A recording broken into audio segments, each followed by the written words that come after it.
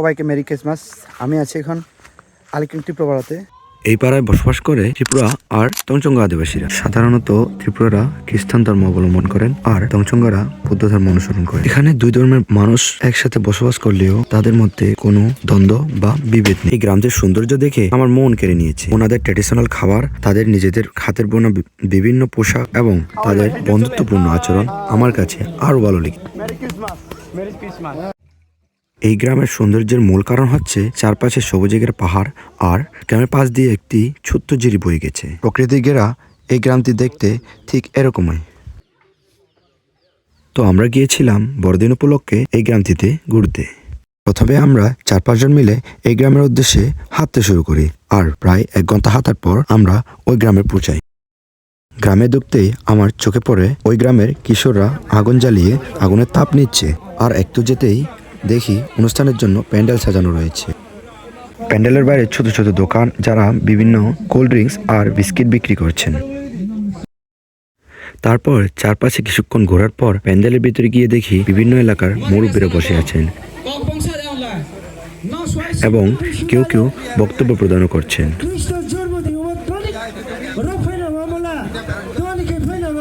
আর ওনাদের বক্তব্য শেষ করার পর নিজেদের ট্রেডিশনাল ড্রেস দিয়ে নৃত্য প্রদর্শন করছেন দলে দলে।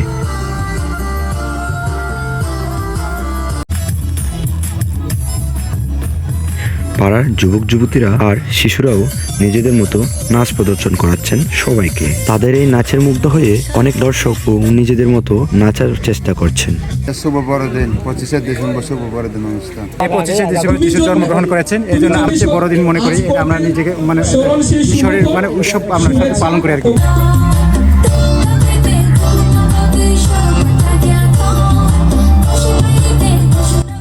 তারপর কিছুক্ষণ নাচ দেখার পর ওই গ্রামেরই এক বন্ধু আমাদেরকে তাদের বাসায় নিয়ে গিয়ে বিন্নি চালের বিভিন্ন পিঠা খাওয়ায়। খাওয়ার শেষ করে আমরা আবার ফিরে যাই নাচ দেখতে।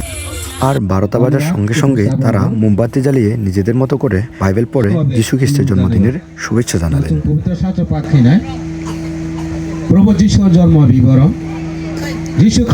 সবাই মিলেমিশে সারা রাত আনন্দ উপভোগ করলেন। আবার সকালে সবাই গির্জে গিয়ে সবাই মিলে তাদের ধর্মীয় গান আর বাইবেল পড়েন।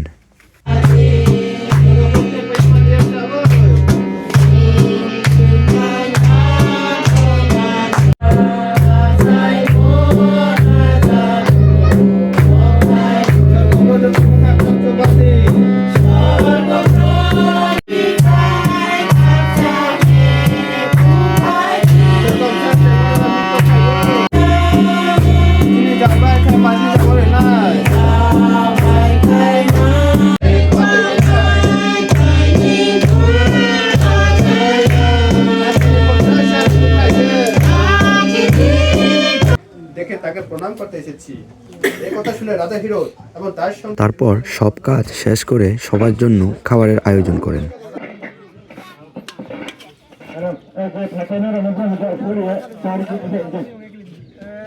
আর নিজেরাও সবাই মিলেমিশে একসাথে একসঙ্গে বসে খাবার খান।